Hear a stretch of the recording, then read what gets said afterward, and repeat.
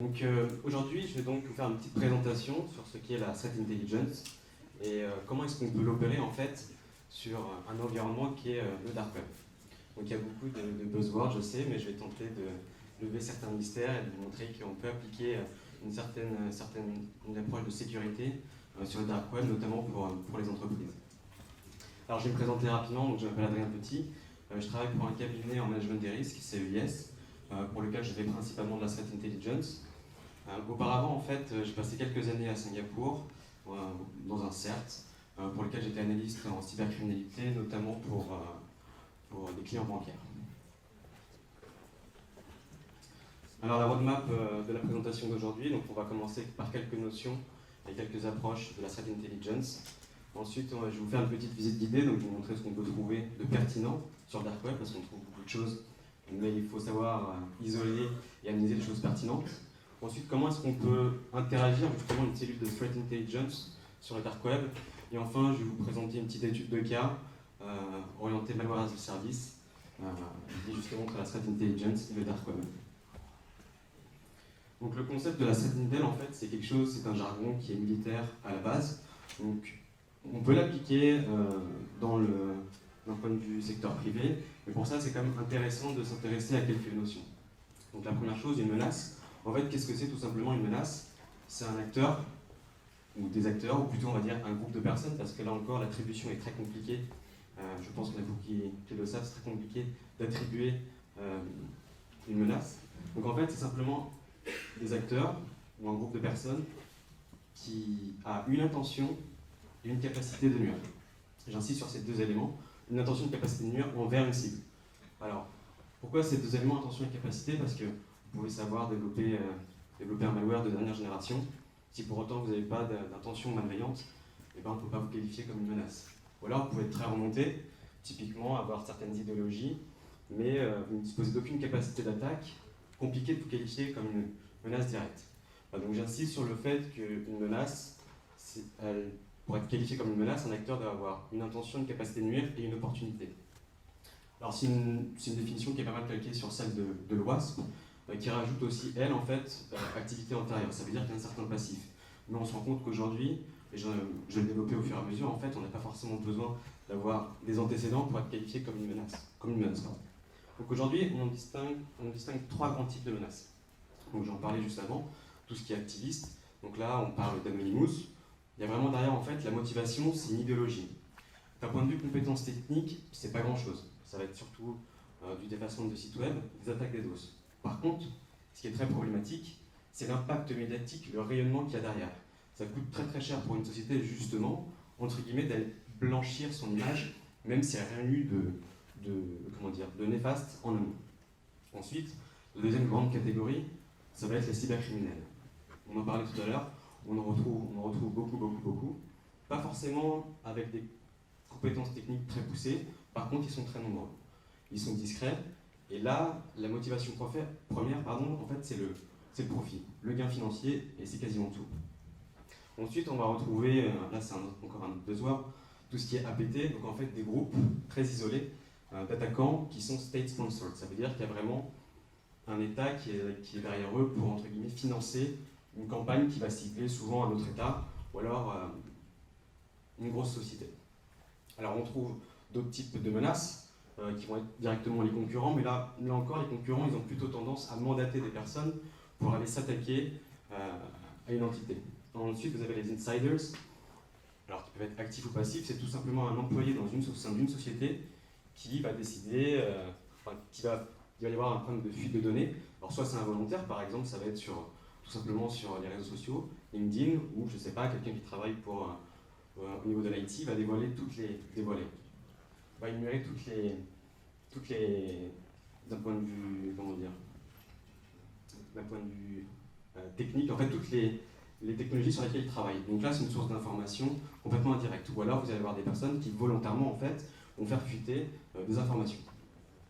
Donc voilà comment est-ce qu'on peut qualifier une menace. Ensuite, alors, très clairement, la threat intelligence, c'est du renseignement sur la menace, c'est s'intéresser à un attaquant. Alors, c'est pas de l'information, c'est pas de la donnée, en fait le renseignement c'est plus que ça. Et j'aime beaucoup cette phrase de Thomas Schumpeter qui s'intéresse beaucoup à la threat intelligence et qui travaille pour le CERT-SG. En fait, lui dit qu'il n'est pas que le renseignement n'est pas le produit d'une ingestion pure et simple d'informations, mais le produit d'une analyse particulière dans un contexte donné. Voilà, typiquement, alors on va faire quelque chose de très simple. On va identifier un tweet d'un groupe Anonymous ou revendiqué Anonymous qui va dire tiens, OP quelque chose avec un lien vers une vidéo sur YouTube comme quoi ils vont lancer une attaque. Bon, a priori, effectivement, il y a quelque chose d'assez peut-être dangereux qui va se passer. Vous avez un petit hashtag avec le nom d'une société. Mais voilà, si on creuse un petit peu plus, il faut vraiment contextualiser et analyser cette information. Qui y a derrière, quelles sont les têtes pensantes entre guillemets de ce groupe Anonymous, parce qu'ils sont souvent très visibles, donc c'est bien de savoir qu'est-ce qu'il y a derrière, quelles sont les affiliations avec les autres groupes, est-ce qu'ils n'ont pas fait autre chose, et souvent on peut retrouver typiquement des gens qui vont tweeter, simplement, en tout cas des personnes qui aiment bien l'idéologie d'Anonymous, par exemple, je sais pas, une société pharmaceutique teste des produits sur des animaux, bon bah c'est pas très cool. Mais en fait, monsieur, madame, tout le monde va dire tiens, c'est pas cool, par contre je sais que Anonymous peut mener des attaques contre cette société.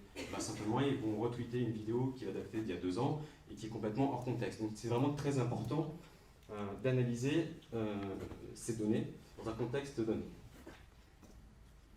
Donc voilà, tout simplement, c'est ce que je vous expliquais au départ. En fait, c'est le cycle du renseignement, c'est quelque chose de militaire qu'on peut réappliquer. D'abord, on va se poser une question. Donc ça va être un plan de renseignement. Qu'est-ce qu'on va faire? On va collecter des données, donc on va analyser, on va identifier pas mal de sources différentes. Ensuite, qu'est-ce qu'on va faire? On va traiter ces données, qui vont devenir au fur et à mesure de l'information. Ça veut dire qu'on va les regrouper, puis on va les analyser. Là, on va ajouter une touche d'expertise pour en faire du renseignement et enfin aller diffuser ce renseignement auprès des personnes concernées qui vont pouvoir s'en servir et agir. C'est très important parce qu'on peut faire du renseignement qui va être par exemple de manière isolée, mais si demain ça n'intéresse pas mon client, s'il ne peut pas s'en servir, bah, le renseignement il va servir un petit peu à rien. Donc au niveau de la threat intel, on retrouve vraiment 4 grands types. Alors souvent on en distingue 3, mais j'aime bien en fait ce découpage qui a été fait par le gouvernement britannique en fait. C'est ce qu'on retrouve un peu tous les jours, c'est ce que font beaucoup de maisons d'antivirus, c'est la threat intel technique. Ça va être vraiment un flux massif d'IOC, donc des indices de compromission. Ça va être des adresses IP, des URL, des listes de hash, etc. qu'on va donner aux machines, qui vont les ingurgiter, qui vont les traiter, qui justement vont pouvoir se protéger de ce renseignement-là. Mais le problème là-dessus, c'est que ça a une durée de vie limitée. Typiquement, demain, si j'ai la signature d'un malware, il suffit que je change une ligne dans mon code pour que la signature soit différente. Donc là encore, la durée de vie est très très limitée. Il faut vraiment la traiter en temps réel. Ensuite, vous avez la threat intel opérationnelle, où là on est plus sur le terrain, il va plus y avoir du UMINT, donc c'est en fait du renseignement auprès d'une personne, auprès de laquelle on va acquérir une information. Donc là, ça va être typiquement, on va être dans de l'anticipation d'attaque, en tout cas ça va être surtout du réseau. Ensuite, c'est les 2 approches sur lesquelles je travaille, c'est celle tactique et stratégique. Alors tactique, en fait, l'objectif, c'est d'aller collecter un maximum d'informations, de les transformer, d'en faire du renseignement, pour au final en dégager, pour savoir en fait ce que sont les TTPs utilisés par les attaquants. Les TTPs, en fait, c'est tous leurs outils et les méthodologies d'attaque. Alors, je reviendrai après sur le point que je voulais développer. Ensuite, tout ce qui est stratégique, en fait, là, on est plus dans la futurologie. On va être c'est peu technique, bien sûr, et ça va vraiment être des rapports de tendance. Donc c'est pas dans l'instant présent, on va constater des choses dans l'instant présent, des menaces qui sont en train d'arriver, et on va se projeter par rapport à ça. Donc là, c'est surtout destiné en fait à des décideurs au board. Donc voilà un petit peu pour la théorie, désolé. On va passer à quelque chose d'un petit peu plus concret, ce qu'est le dark web. Donc je vais faire aussi un disclaimer juste avant, qui est très important parce que je vois souvent en fait dans les articles beaucoup de confusion sur les termes qu'on utilise. Darknet, dark web, black market, etc. Donc le statut va être le suivant en fait, c'est comme vous avez un réseau qui s'appelle Internet, là-dessus il y a plusieurs technologies qui vont se juxtaposer. Vous avez tout ce qui est email, messagerie instantanée et les pages web. En fait, pour le Darknet c'est pareil, vous avez des réseaux dits Darknet qui vont être Tor, I2P, Freenet, sur lesquels viennent se juxtaposer des services, plutôt des technologies. Et là-dessus, vous avez tout le contenu web, des pages HTML, qui va être cette fois-ci le dark web. Donc je reviendrai plus en détail tout à l'heure là-dessus. Donc quelques notions, tout d'abord le clear web. C'est tout simplement l'ensemble des contenus web indexés par les moteurs de recherche classiques. Alors qu'est-ce qu'on a? On a des blogs, des réseaux sociaux, des sites de diffusion, etc. À l'opposé, vous avez ce qu'on appelle, en fait, ça regroupe à peu près 5% de l'information disponible, ça reste un chiffre. À l'opposé, on a vraiment le deep web qui, là, contient tout le reste, en fait. Donc, pour vous donner un exemple concret, demain, je suis sur mon moteur de recherche favori, je tape le nom de ma banque en ligne, ça c'est du clear web, ça va m'afficher la première page. Derrière, j'ai mon espace d'identification, une fois que je suis identifié, tout ce qu'il y a derrière, donc mes relevés de compte bancaire, etc., la possibilité de faire un virement, ça c'est le deep web. Ou alors, autre chose encore, demain je vais avoir le numéro de téléphone d'un particulier, son numéro de téléphone fixe, je vais taper les pages jaunes, la première page c'est le clear web, et tout ce qu'il y a derrière, les 66 millions d'utilisateurs, ça va être le deep web. Voilà, on retrouve vraiment un nombre de choses très importantes sur le deep web. Donc le dark web, comme je vous le disais, en fait, ce sont des contenus HTML qui sont disponibles à travers des darknets, que sont Tor, I2P et Freenet. Donc le plus connu, je pense, aujourd'hui, ça va rester Tor, qui est accessible très simplement via Tor Browser, que vous pouvez installer sur votre machine. En 30 secondes, c'est fait. Alors, ce qu'on retrouve dessus, en fait, la plupart du temps, à la base, il y a beaucoup de sites à caractère criminel. Mais ce n'était pas l'objectif à la base. C'était simplement, justement, des personnes qui souhaitaient avoir une vie privée, en tout cas, pas divulguer moult informations. Ils souhaitaient utiliser ce genre de service, non pas pour se cacher, mais simplement pour éviter de divulguer trop d'informations personnelles. Donc vous avez des blogs, ce genre de choses. À la base, c'était surtout ça l'objectif. Mais, de par les caractéristiques du dark web, ça veut dire surtout l'anonymat, même si on a vu récemment que Tor pouvait être compromis, l'anonymat en fait va vraiment être l'aspect qui va être utilisé par les cybercriminels. Alors rapidement, oui, le dark web en fait, on va faire une analogie avec les catacombes de Paris. Le dark web, une fois qu'on est dessus, une fois qu'on arrive dessus, qu'on a installé son Tor browser, vous avez une page, et si vous ne savez pas où aller, il ne va rien se passer. Vous n'avez pas de moteur de recherche avec des panneaux d'indication qui vont vous dire tiens, avec ce mot-clé, tu peux aller là, etc. Non, sur le dark web, c'est pas comme ça. Alors, depuis, il y a quand même quelques petites améliorations, notamment des pseudo-moteurs de recherche. Le plus connu d'entre eux, c'est Grams. En fait, Grams, c'est un moteur qui va indexer les contenus des plus gros black market. Mais surtout, en fait, des contenus orientés de drogue. Donc, dessus, c'est quelque chose de très construit. Vous allez retrouver beaucoup de tout ce qui est orienté par rapport à de la drogue, mais aussi par rapport à leurs vendeurs. Il va y avoir beaucoup de feedback. Est-ce qu'ils ont fait beaucoup de fraude ou non? Mais si on a envie de chercher autre chose, il faut passer par d'autres passerelles. Il y a des wikis en fait. Et les wikis, c'est comme ce que vous pouvez voir ici. En fait, ça va être des contributeurs, des gens qui ont l'habitude d'aller sur le dark web, qui font des remontées d'informations. Là, je vous ai mis 3 forums. Ces 3 forums utilisés vraiment par la communauté francophone. Alors, il y en a qui sont orientés un petit peu au niveau de la vente. Les autres, ça va être plutôt des tutoriels, ce genre de choses. Et vraiment sur des choses qui sont très, la plupart du temps, criminelles. Donc les wikis, ce sont vraiment de bons indicateurs pour essayer de se diriger. Et une fois que vous êtes sur ces plateformes qui ont été identifiées, là vous allez bouger latéralement en fait, d'un site à l'autre pour justement faire une cartographie un peu plus complète des espaces intéressants du dark web. Donc vous l'avez certainement déjà vu, cet iceberg, le clear web qui est tout en haut, qui est la face immergée de l'iceberg, et enfin le deep web, et j'insiste, le dark web qui est vraiment un sous-ensemble. Le dark web est un sous-ensemble du deep web. Alors comment est-ce qu'on peut opérer la threat intelligence sur le dark web? Donc, grosso modo, comment est-ce qu'on peut identifier des menaces pertinentes pour une société, ou même pourquoi pas pour un individuel, pour un particulier, on verra plus tard, sur le dark web? Alors il y a un concept qui a été introduit en 2011, je crois, un concept militaire toujours, qui est la cyber kill chain, qui a été introduit par Lockheed Martin. En fait, ce qu'ils sont attachés à faire, c'était de décrire en fait l'opération en elle-même qui était menée par un attaquant. Mais il y a quand même pas mal de limites, parce qu'elle est vraiment orientée APT, donc par un attaquant qui a vraiment derrière une mentalité, en tout cas, qui est sponsorisée par un État. Et c'est vraiment un mode opératoire qui est très particulier. Par contre, on peut un peu modifier cette cyber kill chain et l'adapter à quelque chose d'un peu plus commun, à savoir les cybercriminels. quelque chose de plus courant. Donc voilà, au final, ça va être typiquement une opération, une attaque dans le cadre, alors peut-être que certains font du pen test, bah, c'est des choses que vous retrouvez, c'est la méthodologie classique. Mais le problème, si on se situe uniquement sur cette cyber kill chain, on va le visiter, il y a quand même certaines limites, parce qu'on n'est pas du tout dans l'anticipation. Au final, l'attaque, elle a déjà lieu. Et quand on fait du renseignement, on veut justement anticiper ce genre de choses. Donc ce qu'on peut faire, c'est compléter avec d'autres étapes. C'est ce qui va arriver après. Donc là, on est plutôt dans... Bon, voilà, il y a deux parties. Quand on est dans de l'activisme, typiquement, ça va être d'aller retrouver des gens qui vont, entre guillemets, se féliciter d'une attaque qui a été menée, et dire, tiens, tel site a été DDoS, et voilà, il est down, etc. Et à partir de là, il y a autre chose. Alors, il y a de la revendication, du recel, il y a aussi des gens, vous allez retrouver sur le clear web, par exemple, des cybercriminels qui vont vouloir vendre des cartes bleues. Parce que oui, l'objectif pour un cybercriminel, c'est de faire un maximum de gains, c'est ce que je vous disais tout à l'heure, et donc de toucher un maximum de personnes. Et se limiter uniquement au dark web, bah, c'est limiter le nombre potentiel d'acheteurs.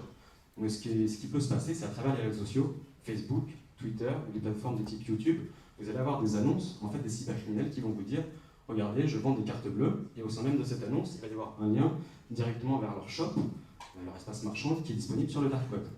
Donc ces personnes-là aussi communiquent dans plusieurs sens. Donc là, on peut s'intéresser effectivement à ce qui se passe après, mais bon, au final, l'attaque a toujours eu lieu, ça ne résout pas notre problème. Mais si on adopte une démarche de threat intelligence, donc de renseignement, d'un point de vue tactique et stratégique, il faut se positionner dans une phase de contexte, où là, on va effectivement essayer d'aller chercher, isoler, identifier un mobile, mais aussi aller voir les objectifs qui ont été définis, et le mode opératoire. Et ça demande de s'intéresser directement au groupe et de les identifier. Là, on est surtout dans le côté activiste. Ensuite, alors ce groupe d'activistes, ou même des cybercriminels qui décident de faire le casse du siècle, bah, forcément, il faut qu'ils maximisent leur action. Qu'est-ce qu'ils vont faire?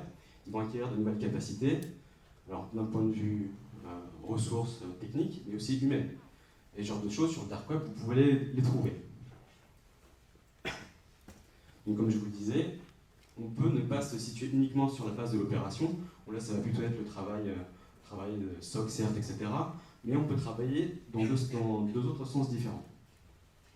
Donc voilà un petit peu une méthodologie d'un point de vue threat intelligence. Alors, ça, je ne dis pas que c'est mieux que ce que font les autres, mais ça vient en complément, vraiment.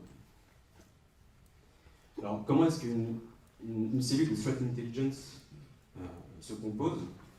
Alors, on peut avoir des outils, ça c'est indispensable si on veut travailler sur le dark web. Alors, il y a des outils sur étagère. On peut aussi développer des outils. Mais le problème de ces outils, en fait, c'est qu'ils peuvent indexer des pages. Alors, il y a un exemple, je pense que vous en avez déjà entendu parler, c'est Memex aux États-Unis. Ils essayent vraiment de développer un outil qui va aller indexer tout le deep web. Bon courage. Donc, on peut avoir une approche technologique, parce qu'il y a beaucoup de contenu, comme je vous l'ai dit, on ne peut pas tout faire à la main. Mais l'approche humaine dans le renseignement est indispensable. Parce qu'une fois que vous arrivez sur un forum, sur un black market, et que vous ne voulez pas être simplement spectateur, que vous voulez être un peu plus proactif, il faut aller échanger avec des gens, il faut obtenir de l'information qui est transformée en renseignement. Et bien on se rend compte qu'en fait, là-dessus, il y a beaucoup de personnes différentes auxquelles on peut acquérir de l'information. Et en fait, ça demande plutôt d'une équipe orientée threat intelligence, une équipe de linguistes. Parce que quand vous échangez avec des Russes ou autres, s'ils se rendent compte que vous n'êtes pas native speaker, bah, tout de suite vous allez être, entre guillemets, expulsé de l'environnement, vous allez être blacklisté. Et ensuite, il faut des profils variés parce qu'il y a un nombre quasiment illimité de types de fraude.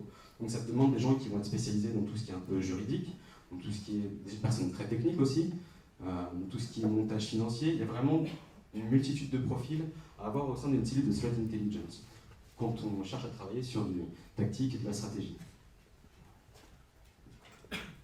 Alors, une fois qu'on a cette équipe, qu'est-ce qu'on peut observer? Parce que c'est ce que je vous disais tout à l'heure, on trouve beaucoup de choses, mais tout n'est pas pertinent. Donc on peut travailler sur 3 points, les black markets généralistes, les spécialisés et les forums restrictifs. Alors qu'est-ce que c'est?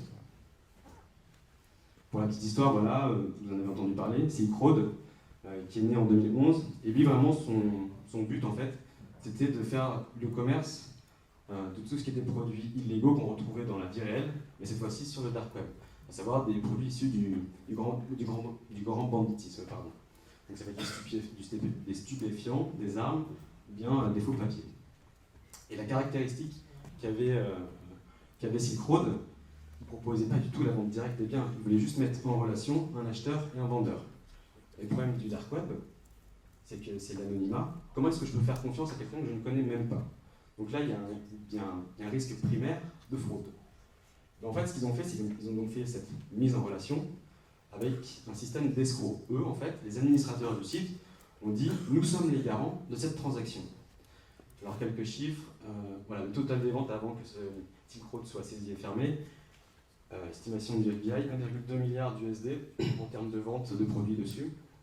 Et les commissions empochées par les administrateurs du site, 80 millions de dollars USD en 3 ans. Donc le site qui garantit justement ce genre de transaction est assez simple. On va avoir un vendeur qui va proposer un produit, qui va dire voilà, moi je vends ça. Donc c'est l'annonce qui est publiée sur le black market. En face, il y a un acheteur qui est intéressé par le produit. Ce que lui va faire, c'est qu'il va dire d'accord, moi je suis intéressé, ce que je fais c'est que je donne l'argent aux personnes qui administrent le site. Donc le système d'escroc. Ce qui va se passer en fait, c'est que une fois que les termes de la transaction sont remplis, ça va être tout simplement que l'acheteur a reçu le produit, il va dire à cet intermédiaire c'est bon, j'ai reçu le produit, vous pouvez libérer l'argent, donner l'argent à au vendeur initial. Donc en fait, ça a fait ça a très bien marché pendant des années, au tel point que le FBI s'y est intéressé et a fait fermer le site, notamment par une infiltration. Ce qu'on constate aujourd'hui, c'est que ce business model a tellement bien marché que maintenant, on constate qu'il y a environ 80 black markets. 80 black markets, je dis bien généralistes, dans le sens où ils vendent plein de types de produits différents. Mais ce qu'il faut savoir, c'est qu'il y a à peu près une vingtaine qui arrivent à en faire vraiment, qui arrivent, entre guillemets, à en vivre, à perdurer au terme des mois. Alors, je ne connais pas les chiffres qui génèrent, bien entendu, mais en fait, on peut simplement l'observer sur la durée de vie d'un black market. Il y en a qui vont durer 15 jours, un mois, et puis finalement, tout ce qui est en termes de dépenses de leur côté pour se protéger d'attaques ou autres, ça coûte plus cher que ce qu'ils génèrent en commission. Et donc on voit qu'il y a vraiment au final une vingtaine de black markets qui perdurent. Mais il y a un problème, c'est que donc on est dans de l'anonymat. En fait, ce problème est finalement résolu par ces administrateurs. Mais est-ce qu'on peut entièrement faire confiance aux administrateurs? Bien sûr que non. Typiquement, ce qui s'est passé en mars dernier, ça a été ce qu'on appelle un exit scam.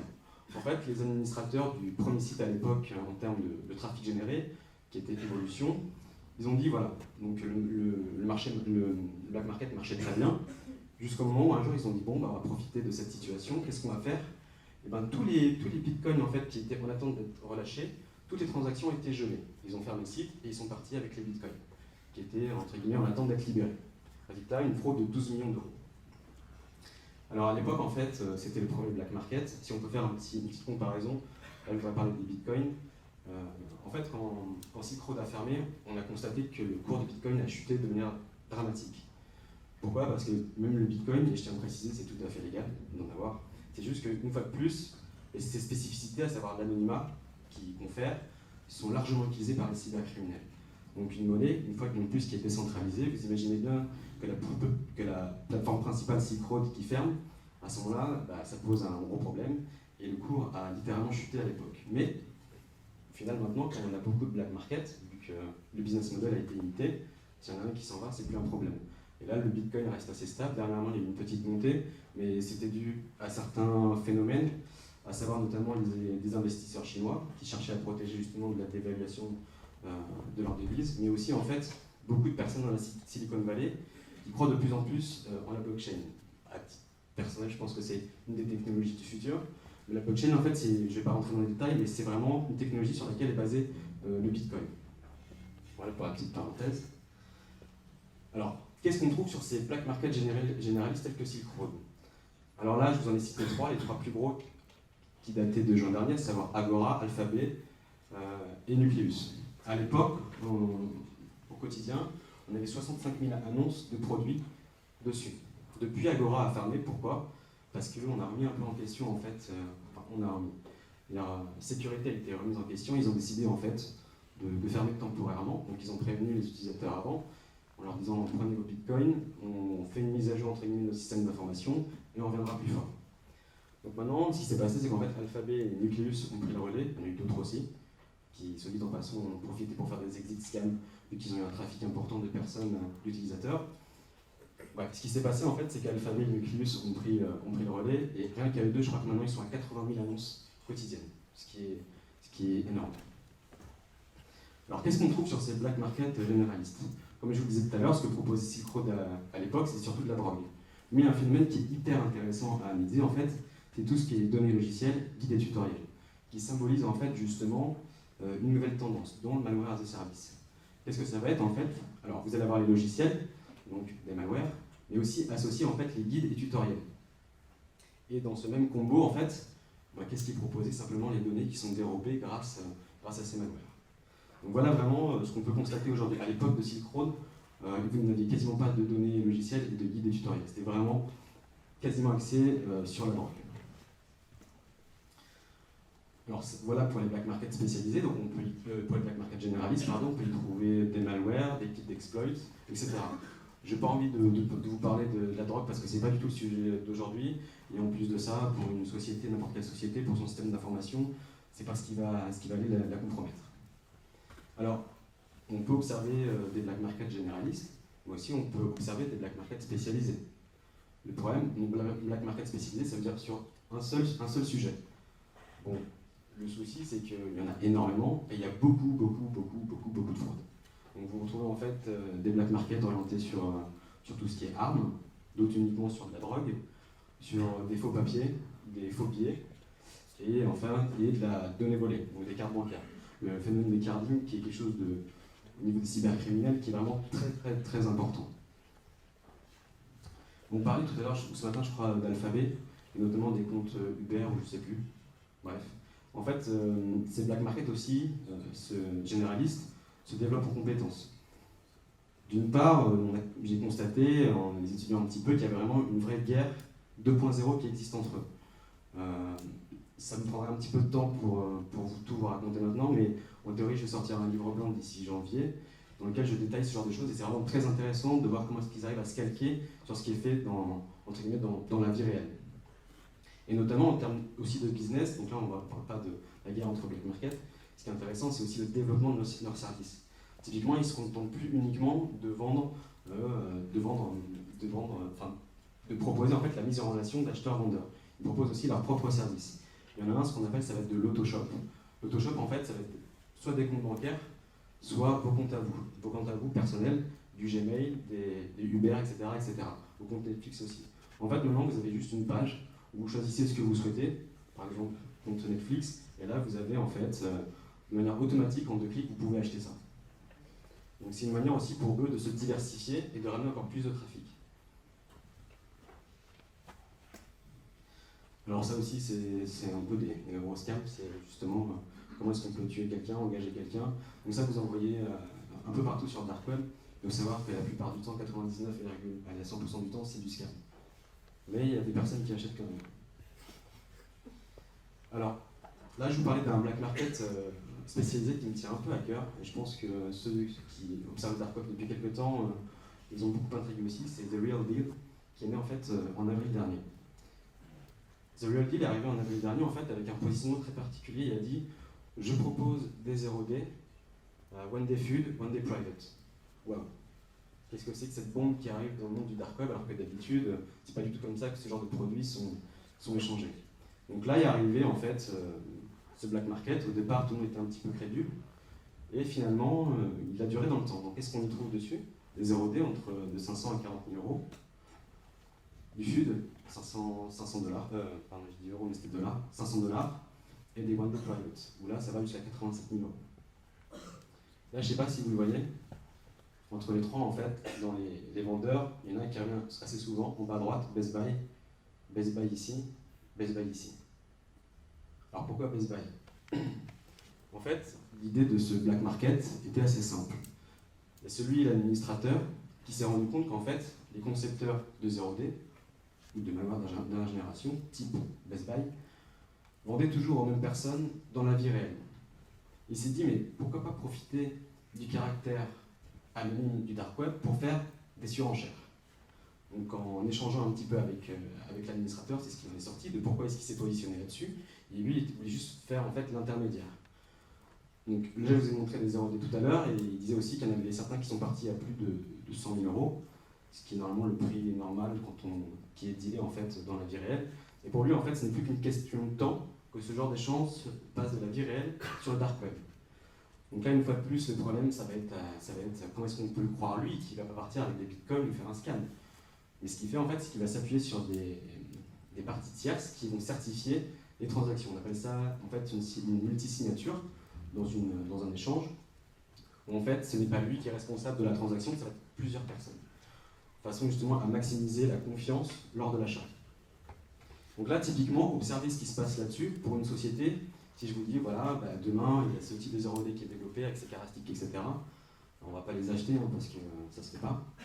Mais souvent, en fait, il donne une description du produit. Donc déjà, ça te donne des renseignements sur une potentielle vulnérabilité, alors que ce soit logiciel ou autre. Donc voilà un petit peu le positionnement très particulier de Zero Deal. Donc je voudrais terminer avec ce black market.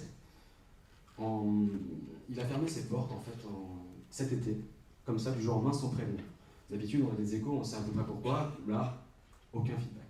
Mais il est réapparu il y a fin du mois de novembre, plus fort que jamais, avec les mêmes produits et surtout des services complémentaires. C'est juste qu'en fait, il voulait faire une mise à niveau et revenir encore plus fort. Ce qu'il propose maintenant, ça va être du DDoS as a service. On en parlait un petit peu tout à l'heure. Où là, en fait, lorsque vous loguez, je ne vous l'ai pas mis ici, mais c'est assez intéressant. Hein, vous allez sur la page où vraiment vous achetez avec 1000, 2000, 3000 euros plus si vous voulez. En fait, vraiment, du DDoS. Voilà. Et ça se fait quasiment automatiquement. Il propose aussi d'autres choses. Ce qu'ils appellent DB Leak Checker, en fait, c'est que souvent, dans les black markets, sont vendues des bases de données. Alors, pas des bases de données qui concernent des sociétés, hein, qui appartiennent à des sociétés, des bases de données clients, mais plutôt, en fait, une compilation d'adresses email personnelles que vous publiez malencontreusement sur les réseaux sociaux, etc. Ça, c'est beaucoup échangé pour après faire du spam. Certains disent, bon, le problème, c'est que moi, j'achète ça, mais au final, peut-être que plein de monde l'a déjà essayé, enfin, a déjà utilisé ces adresses, mais au final, je ne vais pas maximiser ma campagne de spam. Et bien, en fait, là, ils ont créé un service qui permet automatiquement de checker en renseignant une requête si cette adresse email, en tout cas cet identifiant mot de passe, n'est pas déjà disponible dans une base de données qui a été échangée auparavant, mais ils vont encore plus loin. En fait, ils ont développé une propre structure qui va les cibler des cibles assez vulnérables et aller checker directement leur base de données à eux. Donc c'est vraiment très très très poussé comme une réelle nouveauté sur le monde des black markets. Alors ensuite, donc on a parlé des black markets généralistes, des black markets spécialistes, et aussi à observer, ce qui est intéressant, les forums restrictifs. Un forum restrictif, c'est quoi? C'est pas seulement je m'enregistre, j'ai un nouveau compte, enfin j'enregistre mon login mot de passe et je suis un membre du forum. Là, ça va plus loin. En fait, on va demander, il demande en fait les administrateurs du forum, parce que dessus, on va être échangé dessus de l'information à très haute valeur ajoutée sur les techniques de hacking, des malwares, etc. Là, il faut être sûr qu'en fait, ce ne soit pas quelqu'un qui veuille s'infiltrer, des forces de l'ordre ou autres, pour avoir de l'information. Donc, qu'est-ce qu'il va y avoir? Souvent de la cooptation. C'est quelqu'un qui va dire, bon, effectivement, je connais cette personne, je la coopte, il peut être membre de notre forum. Alors, il peut y avoir un paiement d'un droit d'entrée, mais je dirais pas en fait que c'est pas le bon terme, ça fait plus monétaire. En fait, ça va être faire ses preuves. On va dire, voilà, maintenant tu vas aller hacker ce site, récupérer sa base de données ou autre, ou faire du défacement, j'en sais rien. Voilà, donc ça, c'est faire un petit peu à la fois patte blanche et montrer ses capacités, comme quoi on peut être accepté parmi cette communauté d'élite. Donc, lorsqu'on accède à ce genre de forum, il y a des choses très intéressantes à observer. Donc je vous ai parlé, il y a des catégories hacking, logiciel, etc., mais aussi de la base de données. Alors là, typiquement, on a beaucoup parlé de Ashley Madison, mais c'était pas nouveau en fait dans le monde du dark web en termes d'annonces ou de vente de bases de données. Avant ça, il y a eu Adult Friend Finder, et je reviendrai sur cette base de données et le forum sur lequel elle a été publiée un petit peu plus tard lors de l'étude de cas. Donc là, très rapidement, en fait, on avait accès à une quinzaine de fichiers où dedans, en fait, il y avait 4 millions d'usagers de Adult Friend Finder. Donc on passe à l'étude de cas. Pardon. Là, en fait, je voudrais vous parler du hacker Ping, qui était quelqu'un d'assez important, parce que depuis, il a pris sa retraite, quelqu'un d'assez important dans la communauté du dark web. En fait, lui, qu'est-ce qu'il faisait? Il était détenteur du forum dont je vais vous parler, Hell, qui depuis a fermé ses portes. Il était administrateur de The Real Deal, mais ici, il était contributeur de beaucoup de choses. Une personne, entre guillemets, très écoutée et respectée. Donc ce qu'il a fait, ce hacker, en fait, c'est qu'un jour, ce qui s'est passé sur le forum L, alors pour l'histoire de L, il est né en février 2015, un peu de nulle part, donc c'est Ping qui est derrière, qui est le détenteur de ce site. En fait, un jour, un membre arrive, un membre complètement inconnu, hein, qui n'avait jamais posté avant, arrive et dit voilà, moi j'ai une base de données, je la distribue gratuitement, voilà 15 fichiers, j'ai hacké un site. Vous en faites ce que vous voulez, c'est pour la gloire. Ou alors plutôt parce qu'il était contre les sites de rencontre. En fait, ce qui s'est passé, beaucoup de crédulité au début, on s'est dit mais qu'est-ce que c'est que cet énergumène qui arrive comme ça, parce qu'il y en a beaucoup des gens qui arrivent qui disent j'ai une base de données, regardez, un extract, achetez, vous pouvez, donc voilà un extrait, vous pouvez m'acheter la base complète. Lui, il est arrivé avec une base entière, gratuitement. Donc il arrive avec une base de données où il y a 15 fichiers en fait, qui contenaient, comme je vous le disais, les 4 millions, les données personnelles et bancaires de 4 millions d'utilisateurs de Hadoop Friend Finder. Et en fait, les gens ont dit bon bah ça doit être encore un scam. Et ce qu'ils ont fait en fait, c'est qu'ils ont fait du social engineering. Ils ont commencé à tester petit à petit les différentes données qui étaient renseignées. Ils se sont aperçus bah, que oui, en fait, ces personnes-là existaient vraiment, c'était vraiment leur numéro de téléphone. Ils ont vérifié avec d'autres informations comme ça. Et en fait, c'est qu'en mai dernier que Hadoop Friend Finder a mis publiquement la fuite. Et typiquement, ce genre de choses, ce qui est possible de faire avec ces bases de données, en fait, c'est, on le disait tout à l'heure, hein, apparemment il y en a beaucoup qui n'ont pas même identifiant un mot de passe à chaque fois dans la vie personnelle et professionnelle, et ça arrive quand même beaucoup plus souvent dans la vie de, enfin, avec Madame Michu. Et en fait, ce qui peut se faire très simplement, c'est des personnes qui sont enregistrées avec leur adresse professionnelle, on garde le même mot de passe, et là je vous laisse imaginer les dégâts lorsqu'on peut récupérer ce genre d'informations pour un attaquant.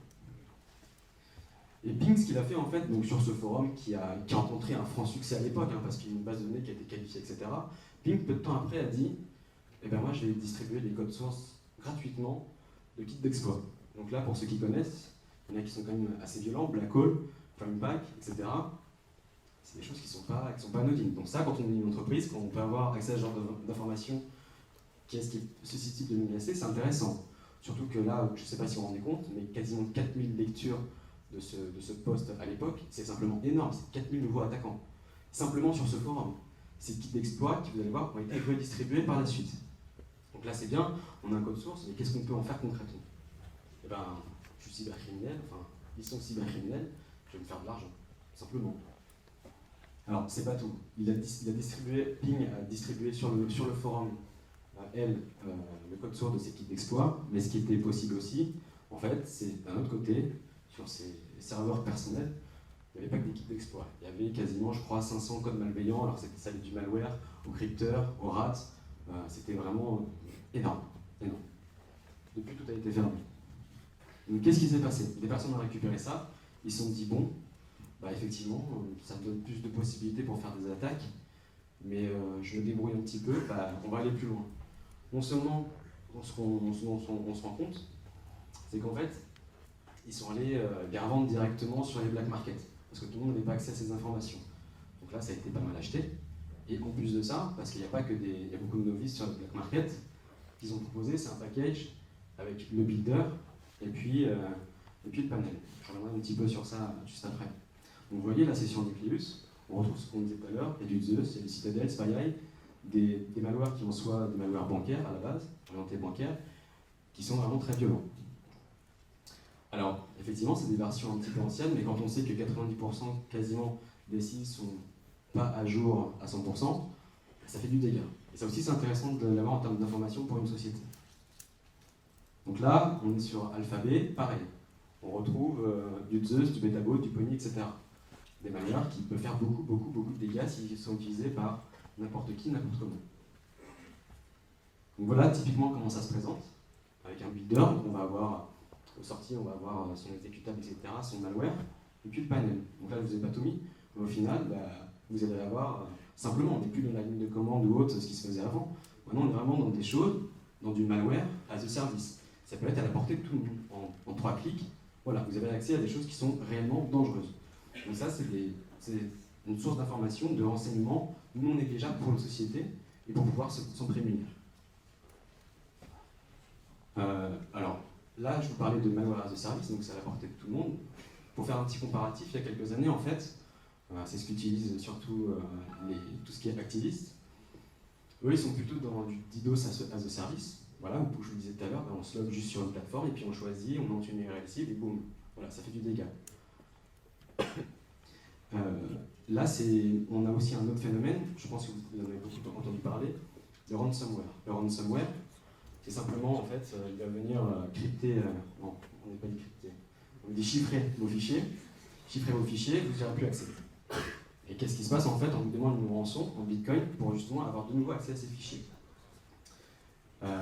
Alors, il y a eu un phénomène assez particulier qui s'est passé en juillet dernier, qui s'appelle Tox. Tox, en fait, c'est le nom d'un malware, plutôt d'un projet. C'est un étudiant britannique qui a lancé ça et a dit ben voilà, moi j'ai envie de faire un truc un peu sur mesure, mais c'est vraiment un type de recherche personnelle.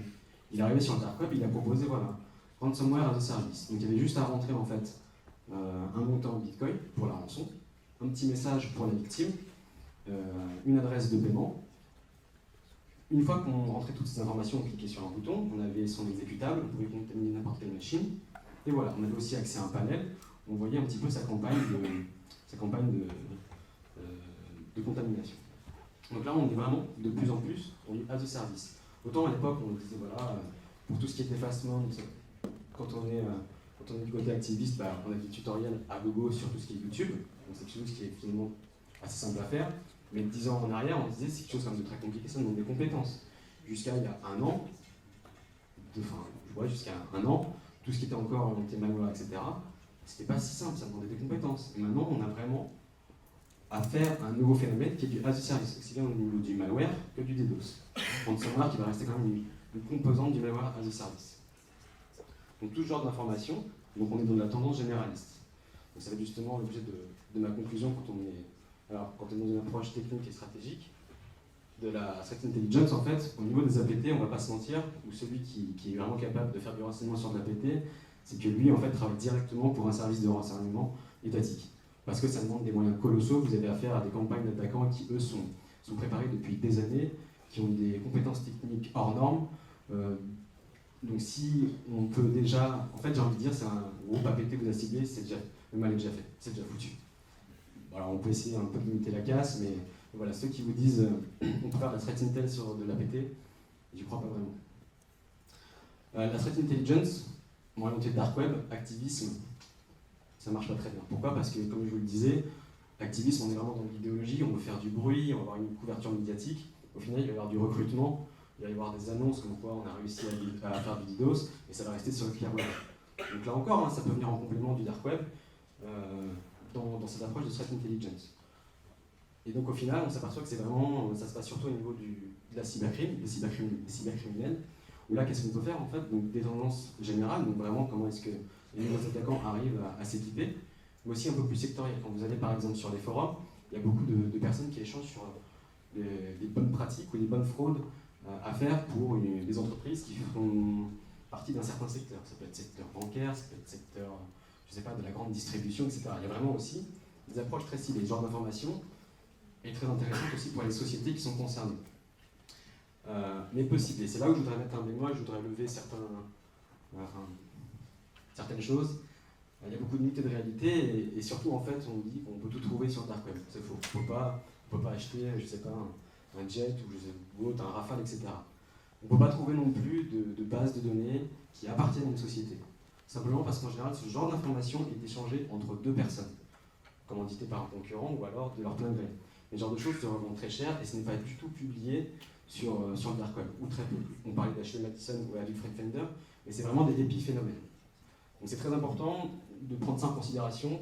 Ça demande aussi un degré de maturité pour les sociétés, que le dark web, on ne peut pas trouver tout tous les jours sur une société. Ça peut arriver quand c'est ciblé, mais ce n'est pas l'objectif principal de la threat intel sur le dark web. Sur le dark web, on va analyser des tendances cybercriminelles, généralistes ou sectorielles. Donc voilà pour la présentation. Si vous avez des questions, je vous écoute.